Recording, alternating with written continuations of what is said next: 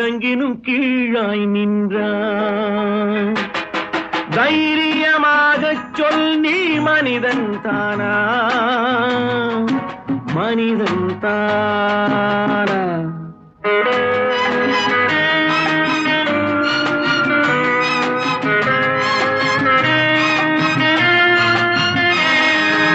அலையாடும் கடலை கண்டாய், குடித்து பழக